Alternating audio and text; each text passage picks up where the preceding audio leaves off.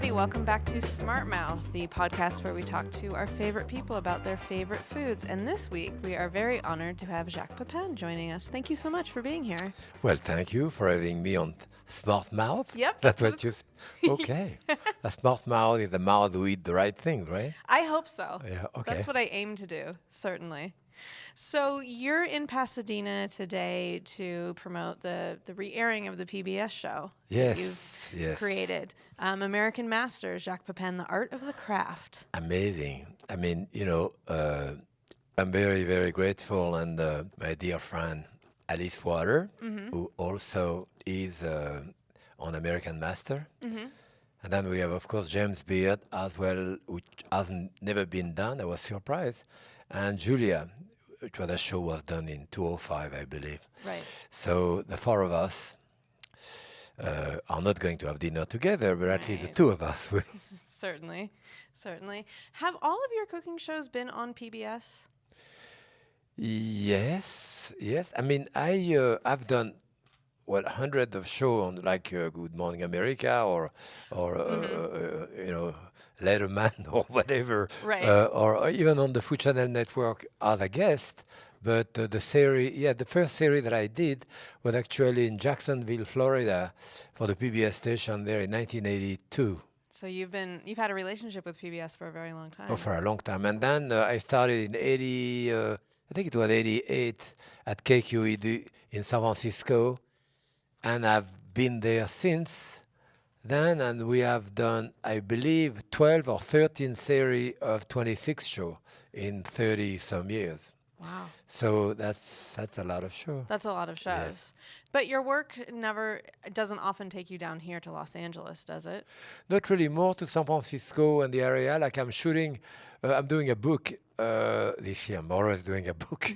But this year with my granddaughter, Shari, and she come on the she's show. A child, right? Well, she's 12 now. Yeah. Well, She started doing show with me when she was 6 yeah. on Essential Pepin. So, in fact, the other day she was at my house and we saw a show of Essential Pepin, which happened to be on PBS. She said, wow, it was really cute. Aw. Because for her, of course, from 6 to 12, the big difference. For me, 6 years, when you Right. pass 80, doesn't really make much difference. But so I'm doing a book with her.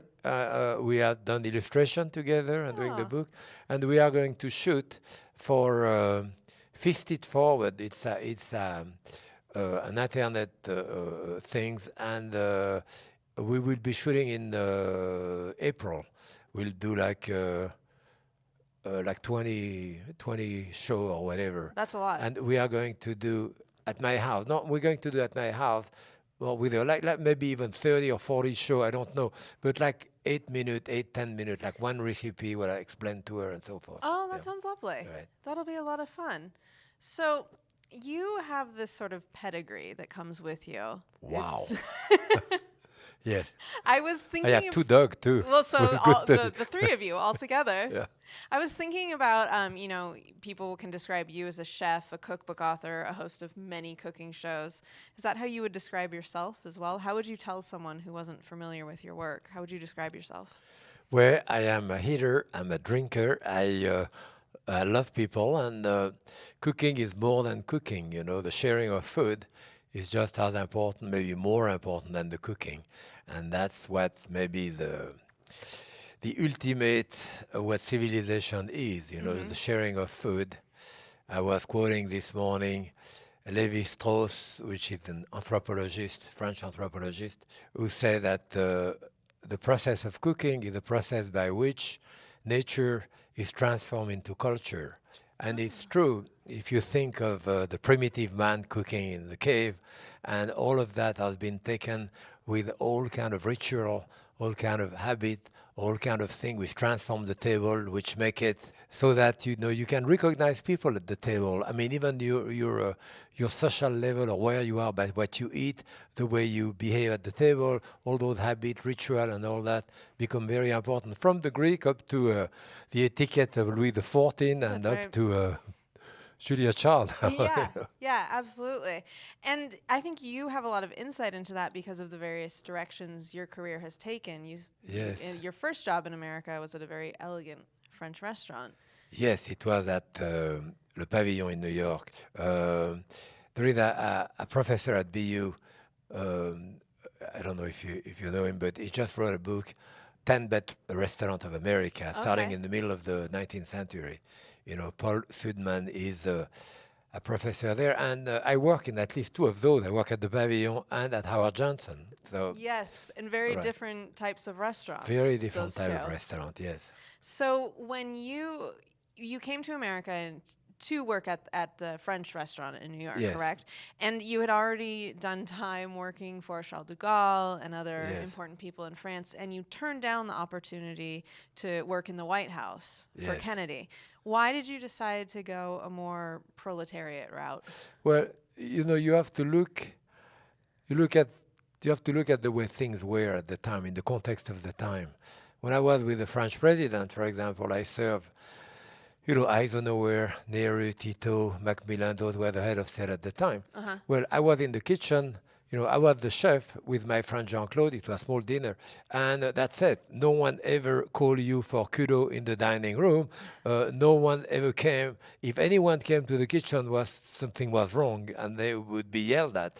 So, you know, the chef was very low on the social scale at the time. Any good mother would have wanted her child to marry a doctor, a lawyer, an accountant, certainly not a cook. I see. So I don't know what happened. Now we are genius. Right.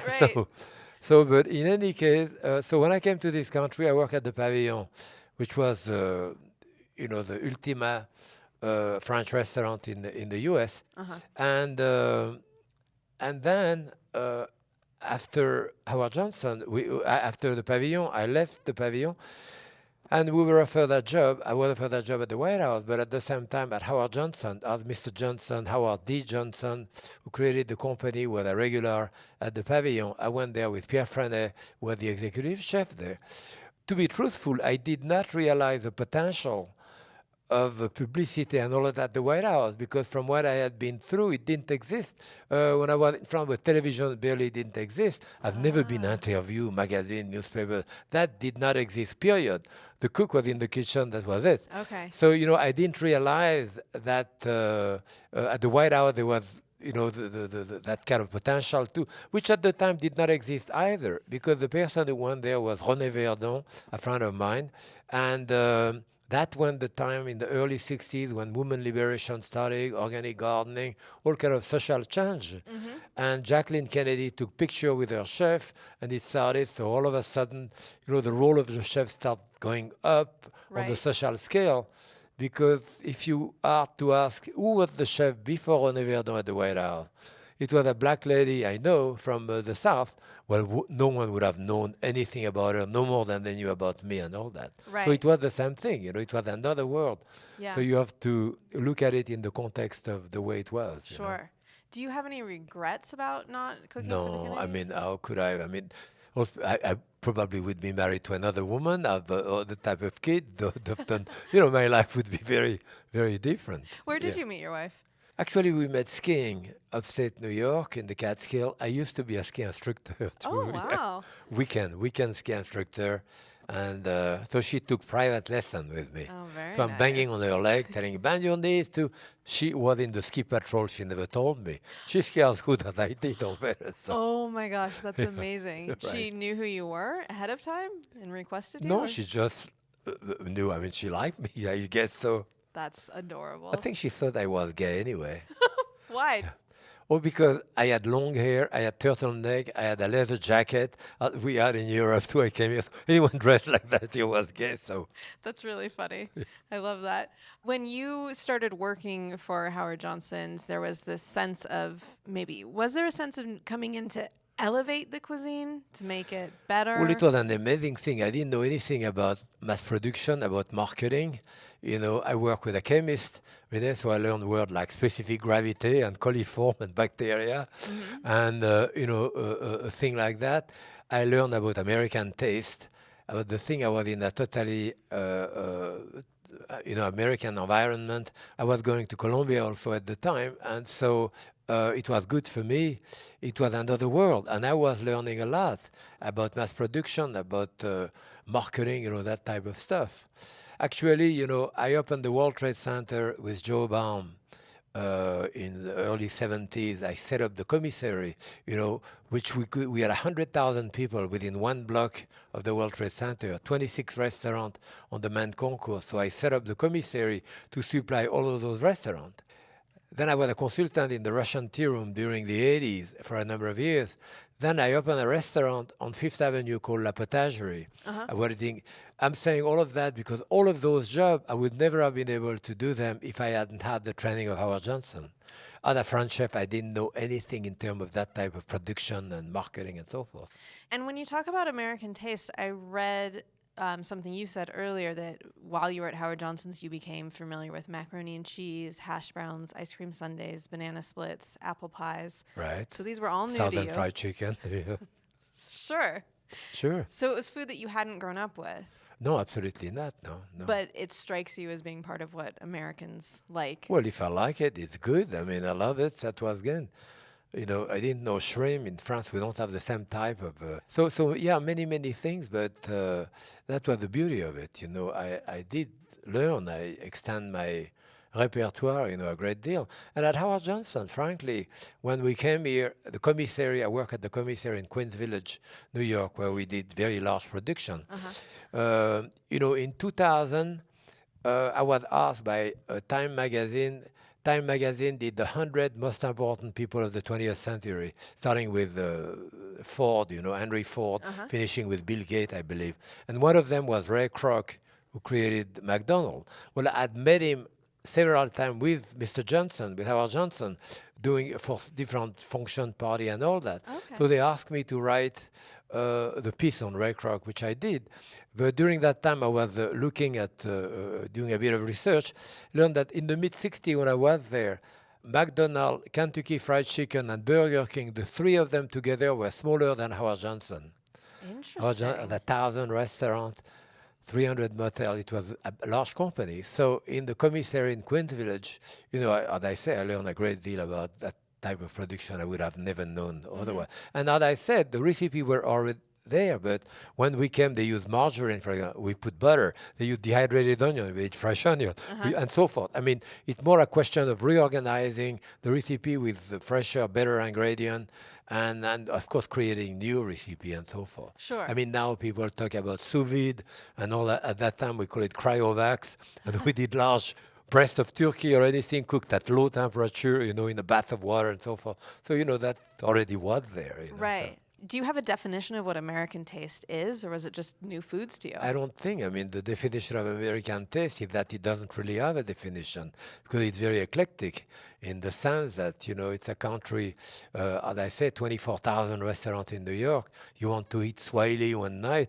or Turkish or Indian or Portuguese, fine, you can find a restaurant. So this is the amazing part. So because of that, because of people coming from all over the world and creating their own cuisine there, it is not a standard thing that American kid and eat that type of thing all over the country, which will be different in France. In France, people eat French 99.5% of the time, and in Italy, even maybe more, and in Spain, and in Portugal, and in Germany, not in America. So in that context, the palette of taste in some way is larger in America because of all of those ethnic groups. Okay. In one way. In another way, for most American, for most European rather, they look at America as eating like 5 dishes, eating hot dog, frankfurter, and hamburger, and pizza, and canned macaroni or whatever. And this is wrong, but it is right also. This is the mall food, if you want. If you go to those big malls, you have those people coming there and eating the same thing over and over again. So you do have groups who eat that type of thing, but conversely, so at that time, maybe the spectrum of taste that they have is less than the European. But on the other hand, you get into, from LA to New York to anywhere, because of the eclectic, mix of people, then their palette of taste is much larger than the European. Right. It's funny that you should mention eating in malls, because there's a mall in Los Angeles that just completely redid their food court. Yes. And it's all Asian food now. And now it's changing, yes. Yeah. And for the better, that's good. Yeah, absolutely, for the better. But what do you think happened that made McDonald's more popular than Howard Johnson's over time? Well, it's interesting that you say that, because when we were there, after Mr. Johnson died, actually, the son took over. And we already did a Hojo that we call, which was a fast food type of things, and because Howard Johnson was not a fast food of thing, it was table service with waitress, with table clothes. You knew exactly what you were going to have. It was very clean, it was neat, it was very comforting, nice area too, and people were ready to change, to get into, stopping by, grabbing the food, leaving 3, 4, 5 minutes, and so Howard Johnson did not go in that direction, and that kind of killed the company. There was, Howard Johnson was Howard Johnson, and there was the Red Coach Grill for the division with fancier restaurant. Then the Grand Round. Then, of course, the grocery division, which was retailing food and as well as different division. So it was really diversified a large company. Yes. Although it's interesting, I've stayed in a Howard Johnson's hotel in Shanghai, and it's one of the nicer hotels I've ever stayed in. In Shanghai? Yeah. Yeah, but no, you're too young. It cannot be that long ago. No. So that has nothing to do with Howard Johnson. They sold the name. And Howard Johnson, to the name of motel, so it was not restaurant anymore. The only couple, I think there is 1 or 2 in New England left, and it would be Howard Johnson 'S. That's the original Howard Johnson. Right. This one doesn't have the apostrophe S. So someone bought the name and made fancy hotels in Asia? I see. Okay. And I think that your tastes, you'll have to tell me, but I noticed that in some interview, you said that for a quick pizza, you don't mind putting it just on a tortilla. Yeah, and no, sure. What I do with my granddaughter. Yeah. Yes. And you are just not a food snob in a way that I think a lot of people would expect. No, I'm more a glutton than a food snob. Well, that's fun too. And then when you came over to Howard Johnson's, and then I know the pastry chef was Albert Cumin as well. Yes. He opened the World Trade Center with me. Oh, okay. I did the food operation. I did all the bread baking at the World Trade Center too, setting up. Okay. He died last year. I did not know that. I'm sorry. Yes. With an old friend. It was fantastic. That was anywhere that I went with going upstate New York, he was trout fishing, so I went there. Whether came to my house there, went to his house, to his car. Wherever I went with him in his car, I came up, I had chocolate on my clothes, so whatever. That makes a lot of sense. I guess he was good at his job. Oh, yeah. Do you think that a chain restaurant would make that kind of investment these days in having really well-qualified chefs come in? Well, they do. There are a new chain now, Chipotle and other, who want to use organic ingredient and make a better product. Yes, this is a good turn, and I suppose that's going to get bigger and bigger and better.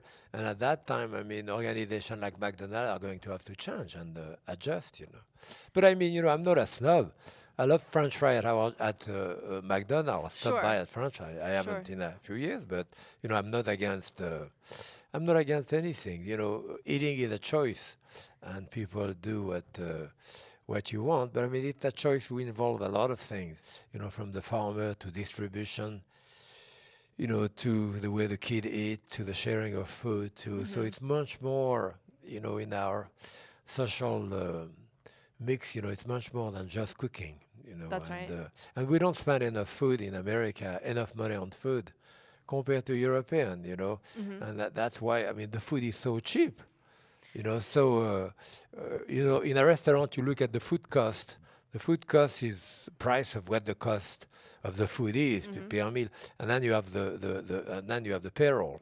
So those are your direct costs: price of the food and your payroll. Then you have a direct cost, location and electricity and so forth. In a good restaurant, well run, your food cost is going to be like 22, 23%.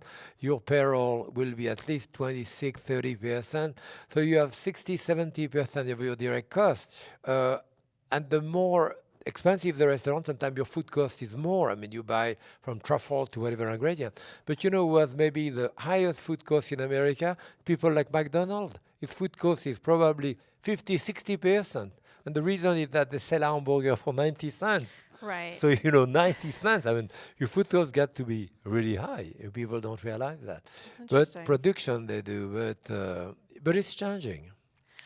Well, one thing that's changing also is just the idea of restaurant workers and giving them health insurance and giving them paid days off. Absolutely. I mean, how do you think the modern restaurant owner deals with that? Well, it is very, very difficult. You know, at this point now, as we are talking, I think there is close to 700,000 jobs in the restaurant industry which need to be filled in the U.S. Okay. And the kids don't want to go in there. I mean, you go to, like I am dean of study at the ICC in New York, the French Culinary Institute, or you go to the CIA, Culinary Institute of America, or whatever, and you invest like $30,000-$40,000 or more, and you come out $12 an hour, right? And you work more than you know you account, or you're paid by the week, and you work like more hours a day than you could, and so you know. You don't really make much money. You really have to love it to get into that business.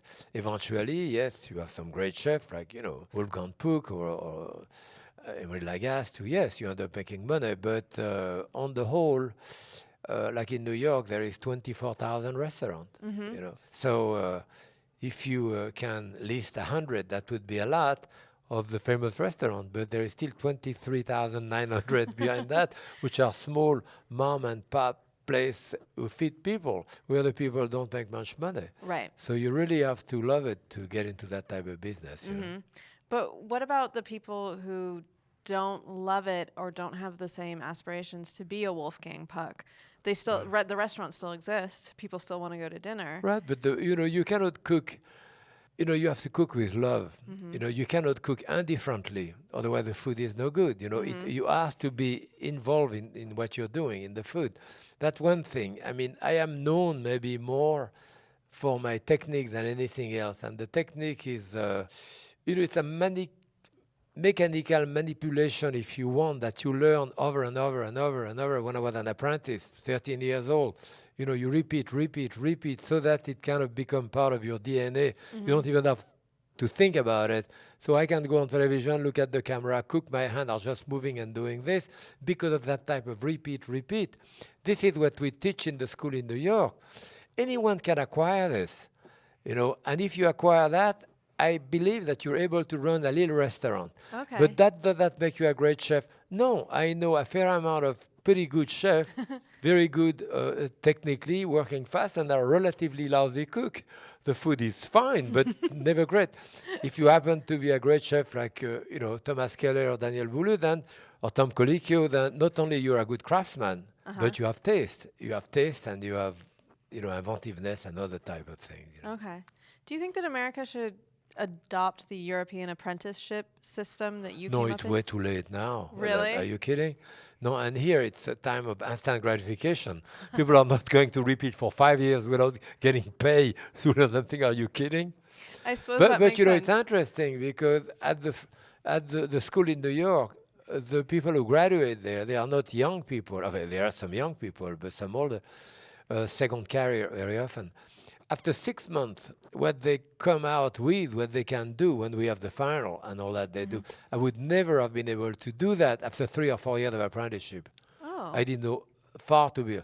However, I was much faster with my hand, you know, because I pluck a lot of chicken, eviscerated a lot of fish, plucked, which they don't do, you know, they don't have the time.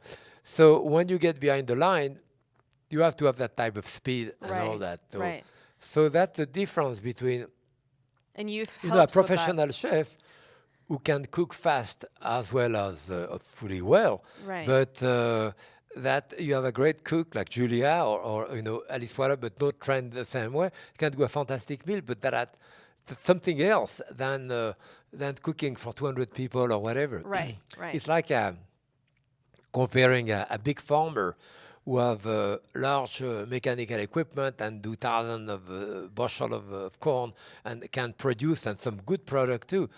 Compare it with a little gardener who had 6 sticks of tomato and stuff. You do your own stuff. It's a different world, you know. Right. So I know Eric Ripert talks a lot about how the kitchens he came up in and how there was a lot of the screaming in the sort of military sense. Oh, sure. And how he decided to not do that in his kitchen. Right. And I read something you said, I don't know if it was during your apprenticeship or your first paid job, where you were told that you had to turn the meat that was cooking on the grill with your fingers. Yeah, it was after my apprenticeship. Yeah, the chef was crazy that my finger was white at the end. We did mixed grill at the time. Mixed grill with a little lamb chop, a little piece of calf liver, a slice of bacon, a mushroom, a little tomato, all that on the grill, and turning that with your finger. I mean, I burned the end of my finger. Because usually people may say, I don't want you to puncture the meat with a fork, but they use a spatula. So him, nothing. So, you dip your finger in water and grab it, turn it, and dip your finger in water again. I mean... But the guy was an idiot. Do you see that now as abusive, or do you... Yeah, of course it's abusive. It's not even abusive, but it's unnecessary. It's right, not, right. I mean, there is to be... I mean, the kitchen is regimented, it is a bit like the army. It has to be organized. It has to be... You have to be there on time. You have to be clean and so forth. Mm-hmm. I mean, it's a teamwork. If you don't come there, you penalize the other people. I mean, even when you have a table, you're handling the fish or whatever, and the other a table of 5, 2 fish, this, that, two lamb chop or whatever it is, then they say, pick up table 5. All the other ones are ready, you forget your fish. Well, you penalize the whole table, Right. And yes, the kitchen has to be disciplined, but that making kids burn their finger, it doesn't really make sense. But it was, I got kicked in the rear end a lot too. Really? But I was 13 years old, so maybe that's the way you learn at that age. Oh my gosh. So I know you've shared your food memories often over the years in various interviews. And one thing that I see you keep coming back to, this isn't necessarily a prepared dish, but you talk about apricots a lot. Yeah, I love apricot because maybe when I was a kid, then my aunt, my uncle rather, was... He worked for a company, and he was a trucker, and he would go down the Rhone Valley and to pick up in those farms the apricot, and at the time they were really ripe. And during the vacation, my brother and I would take us. So we go maybe a week with him, picking up those incredible apricots in the different part of the Rhone Valley, which helped to put them in cases and all that, and ate a lot of it. And we have a garden. We had an abricotier also, an apricot tree, and cherry and all that. So those apricots and the tart that my mother made with it, and the jam particularly, those kind of, taste of your youth, kind of get embedded in your brain, and they become very visceral, Absolutely. Do you have food memories of during World War II? Oh, yes. It's funny because, we use rutabaga, the big rutabaga. We had a sunchoke, also the topinambour, sunchoke. And it kind of disappeared after the war. And I remember my mother coming to see me in New York, I don't know, like 40 years ago. We go to the market there, and there are sunchoke. She said, wow, those are rutabaga, we call it in France. And topinambour, I'm sorry. Those are topinambour. And so she said, you remember that during the war? I said, no, not really. She said, well, but it was only boiled with water. There was nothing on top of it. So she said, let's buy some. We bought some. She cooked them. The smell, all of a sudden, I was like 6 years old, just smelling. Oh, yeah, that's disgusting. Yeah. So those things, those things kind of stay with you, And yes, as I said, this is very important, in Proust. Remembering of things past, he talks about the memory, but he talks about the memory of the senses, as opposed to the memory of the intelligence. I mean, the memory of the brain is when, if you ask me, where were you in 1964? So I have to think about it. Yeah, I went there. Oh, yeah. So eventually my brain, they take me back there. Has nothing to do with the memory, what he called the affective memory, the memory of the senses. I walk in the wood with my dog. I'm not thinking about anything. Then I smell mushroom, the wild mushroom, and all of a sudden I'm 6 years old, going in the wood with my father and my brother. So this is that kind of immediate recall that sort of immediate that you have in the memory of the sense memory, you know, the memory of Proust. And that very important, he talks about that dipping his little Madeleine in his tea, and that kind of bring him back to his youth, that kind of taste, which, so the memory of the senses are very, very powerful. Yeah. They are immediate, and certainly they stay with you, you know, forever. And those memory of the déjà vu, you know, the eye, as well as hearing a sound of music, you know, that's what those sound, or the taste, of course, or the smell. Right. All of those memory of the senses are different than the memory of your brain. Absolutely. Do you think that being young during the time of the war, you clearly were going to be a person who was interested in food?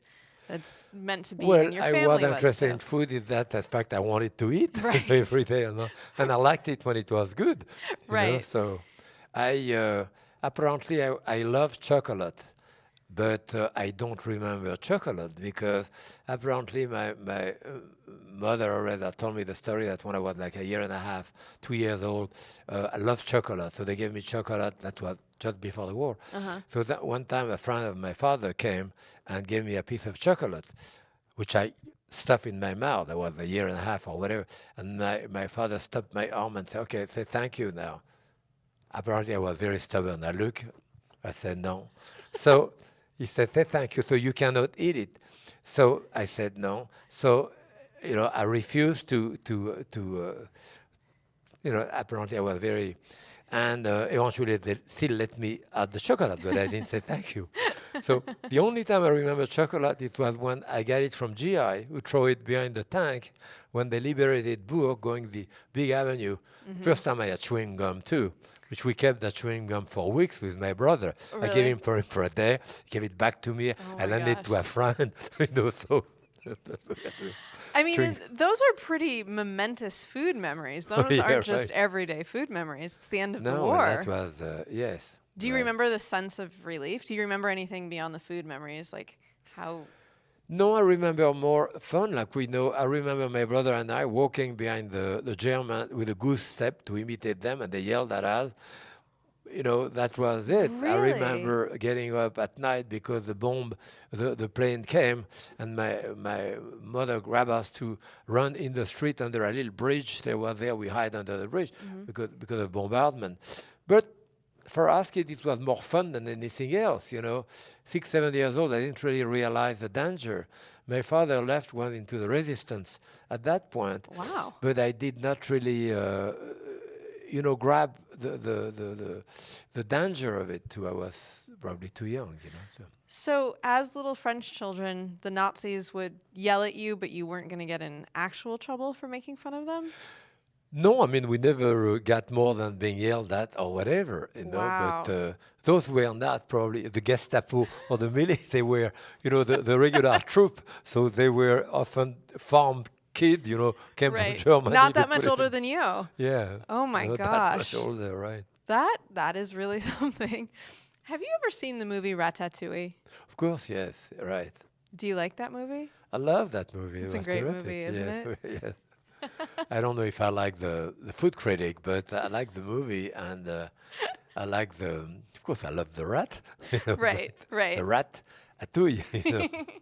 But yeah, you know, it was Thomas Keller, I think, who did the food. That's right. That's right. told me And I've once, made that ratatouille recipe, Right. and it is amazing. Yes.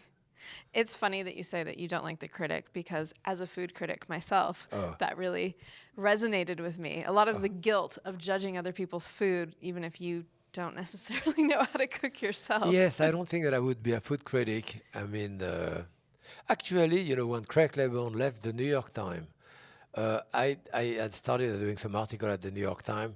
I was at Columbia at the time, and he said, you know, would you be interested in that? And the guy, the first book that I wrote called La Technique, wrote it, a man asked me to do it. It was Herb Nagourne. He was the president of Time Book. Okay. So he was on the board of the New York Times. And I could, if I had wanted to, probably have had that job.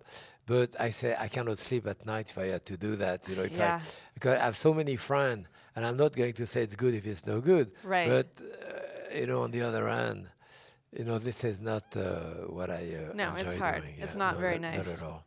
But do you think that a food critic can make or break a restaurant or a chef's career? It could. During the time of Craig Claiborne, I think at the beginning too, probably bigger than now. Now people are much, much surer of their own taste. And they've been in that restaurant 20 times and they like it. And someone says disgusting. Well, maybe the guy, but I like it too. Okay. Fine. But at that point, when at that time, in the 60s and 70s, people were not really sure about wine. What am I supposed to order? Or is that supposed to be good, or is it supposed to be this way, or the food too? So if someone says that's no good, then fine, it's no good. Interesting. So I think people are much better at that. This is why in France, certainly the food critic was important, but never as important as here, because the French people have been to those restaurants forever. So even if you tell him it's no good, the guy say, well, I went there with my father, but I like it, and fine. So that's some important, but less than here. But here, as I say, it has changed because people are much surer of their own taste now, Interesting. I think. Yeah, that makes a lot of sense. But Craig Claiborne, you were friends with him. Yeah, I mean, I did my wedding. He did my wedding in his house in East Hampton. Yes, that's so funny. Yes, Craig was very important in my life. Mm-hmm. I mean, within 6 months I was here, I knew maybe if you want, the trinity of cooking, which is Craig Claiborne and Julia Child and James Beard, the three most. But probably Craig was probably the most influential in my life. Really? Yeah. But he wasn't a professional cook. He had some training, right? But he wasn't. Yes, well, he went to the hotel school in Lausanne too, and worked in different restaurants. But no, but I cook with him. But his style, his aesthetic of food, and being that influenced me more than I don't know. Yeah, Julia cooked, but Julia, the food that she cooked is the food that I cook. Okay. Whatever it's another type of things, And I know that you called Craig in one interview. You said he could be quite a little bitch. So I feel like you two were very good friends. That you felt comfortable calling him that. With Craig. Oh yeah, of course we were very. Yes, Craig was very important in my life, and as I said, he did my wedding too. Yeah. Well, and we were all the chefs, cooking there on Everdon from the White House. I mean, Pierre Freinet, my friend Jean-Claude. I was cooking too. Really? Yeah. My wife slept. I did the custom in somewhere else. I slept at Craig. So everyone is cooking in the morning. What am I going to do? I went with them. Oh my gosh. Was it the best meal anyone had ever had? Well, it was a good meal. Like a good meal, it's sharing the meal and what we had. Actually, I saw the other day, because I do illustration of menu, and I look in the New York Times cookbook, old one, and there was a menu that illustrated for my wedding, the 18th of September, 60, what? 60 something? Yeah, 66. That's really wonderful. So let's talk about how your food influence have changed, because I know that you vacation in Mexico fairly frequently, and you talked about the fusion of French and Mexican flavors. Yes, well, the journey that I took in the last half a century in America, I would never have been able to do that in France. It would have been very different. And as I was saying this morning, a lot of people will consider me as the quintessential French chef. Yes. And then you open my book and I have a black bean soup with banana and cilantro on top. And next to it, I have a ceviche of raw fish that I never did, or southern fried chicken, or a lobster roll from New England. So, in a sense, I'm probably the quintessential American chef. Now, with the way I cook, I don't think that I was ever very chauvinistic about French cooking. I never really tried to be French only, but by the same token, I never tried not to be French, and don't really think in those terms. I cook stuff that I like to cook, depending where I am. So, of course, when we're in Mexico, the food is always defined by the market for me. So I go to the market, I have that, I say, oh, that's great, let's buy it and do something with it. So, yes, so it was... And we had an apartment there in Playa del Carmen for 12 years, 13 years. So We just sold it, 2 years ago. Oh, okay. Now we go to Florida. Oh, are you learning anything? I'm going there tomorrow. Oh, really? Yeah. Do you learn any new culinary tricks when from Florida? Yes, of course. Anywhere you go. I mean, yesterday I came from Connecticut. I got up at 3 o'clock in the morning because my wife got up at 3 o'clock because she was leaving at 5 with our car and the dog and the cases of wine and all that, and two other friends driving. They drove down to Amelia Island. She's about 15 hours driving. It's about 800 miles. So she's there tonight. So I called her. But yes, for example, I'll be there tomorrow. So there is an open market on Saturday. I go there and I always buy shrimp. Amelia Island, one of the biggest shrimping place in the U.S. Oh, okay. Maybe the biggest in the 19th century and 20th century, beginning still big boat going shrimping. But that's the regular shrimp. Now, within 3-4 weeks, there is less shrimp. They go farther in and they go much deeper and they get a big red shrimp that I've never seen really on the West Coast. Yeah, it may exist, and those big red shrimp are incredible. I do them in kind of a cast iron pan. I put just a little bit of oil on it to oil them, and I sear them very, very hot in that thing to burn kind of the shell, because we eat the shell or at least suck on the flesh, and those are really good. Yes. That sounds amazing. Yep. Do you ever eat in Los Angeles? Do you spend any time here?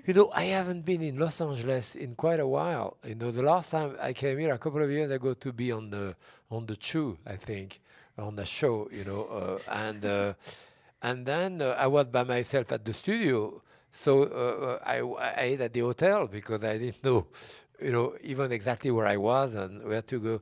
I used to come more often. Yes, certainly when the Wolfgang Puck opened Spago, I remember that very well. At that time, I was coming regularly. I remember him when he was at Ma Maison, actually, when he just came from France. And after, I came here one time to do a dinner for the March of Dimes Gourmet Gala, and he gave me a hand, actually. I had to cook a dinner for 100 people one night to raise money for whatever. He came to give me a hand for that. So now I used to spend a fair amount of time here as well, San Francisco and all that. During the 80s, I was doing like 35, 40 weeks of the year traveling and giving classes in the cooking school all over the country. Oh my Just gosh. after, at the end of the 70s when the cookware shop opened, cooking school and little cookware shop too. So I became part of that circuit, and I was doing that, a great deal before I did television. So I would come to Los Angeles there, and yes. Do you remember feeling like there was a palpable sense of excitement when Wolfgang Puck and his cohort were coming up and sort of recreating food in Los Angeles? Oh, sure, very much. Even though I remember what was Michael McCarty in Malibu there. He had the restaurant with, Jonathan Waxman was there. What's her name? Who worked with Wolf after Nancy Silverton? Nancy Silverton and all that too. That restaurant impressed me. I remember, what was it called in Malibu? Michael McCarty. Was it just Michael's, or is that a different one? No. Forgetting my restaurant history. It was Michael Okay. McCarty. Yeah. And then, of course, Spago and all that. No, at some point, I think the restaurant scene was very exciting in Los Angeles at the time. Maybe even more than in San Francisco at the same time. Then it kind of changed, That's right. Yeah. Yeah. So early 80s was more Los Angeles, and then in the 90s it went to San Francisco. It changed, yeah. But I think right now Los Angeles is having a little bit of a food renaissance. That's what I heard, but I haven't really been here and so forth. And I had a great meal yesterday. Did you? Yes. Where was it? I ate at Union. You know that restaurant in Pasadena there? Yes. The chef Bruce, it was really good. Great kitchen. The pasta was incredible, and he gave us a lot of pasta. Of course. To taste a lot of with truffle on top. So, no, but the food was incredible, and his little soca, or the chickpeas, kind of bread that he makes too. Yeah, we had a great meal. That's amazing. Did he know you were coming? Yes, he knew I was coming with Alice, and he must have been beside himself. Well, they seem to be very happy, and I think chefs are very generous. not only generous inviting you for free, but generous with their time, spending time with you too. So it's a world where people are really very generous, you know. When you go to a restaurant, do you know that it's a big deal for the chef that you're in there as a guest? Yes and no, you know. It's not I mean, especially as I get older, you know, when you are a young chef, you tend to add and to add and to add to the plate a little more. Now you're old, you take away take away from the plate.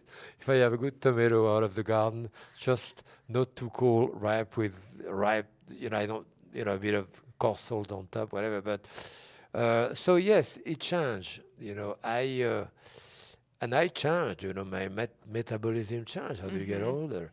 And certainly now I don't enjoy what I call punctuation cooking, which is the thing with a little bottle where you do a comma, a dot, a comma, and a question mark with a little bottle.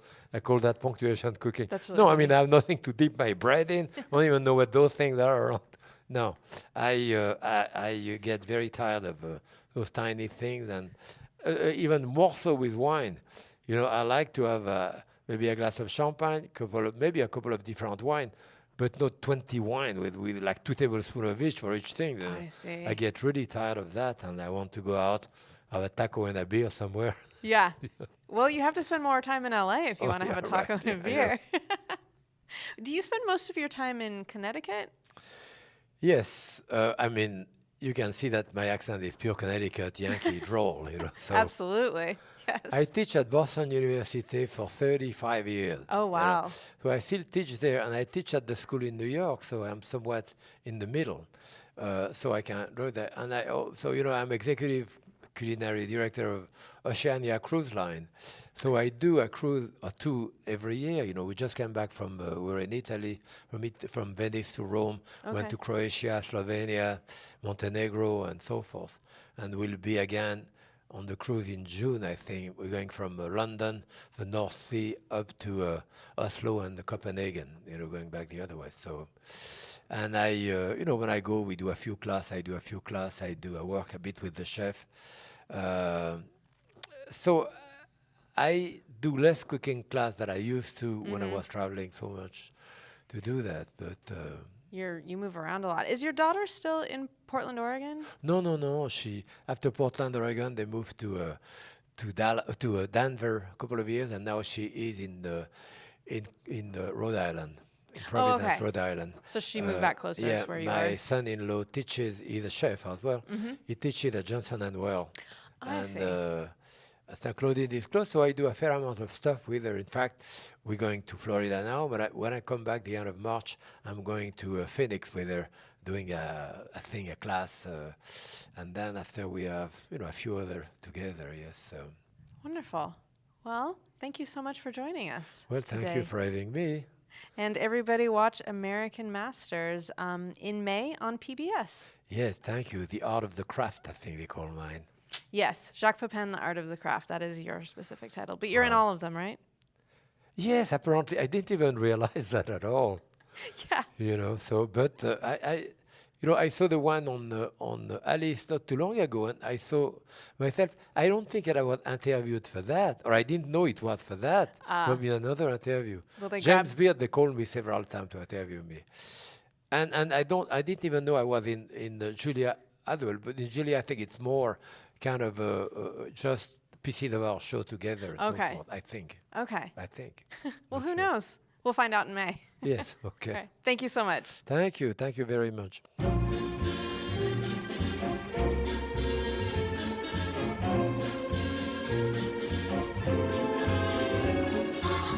There may be trouble ahead, but while there's moonlight and music and love and romance, let's face the music and dance. Before the fiddlers have fled,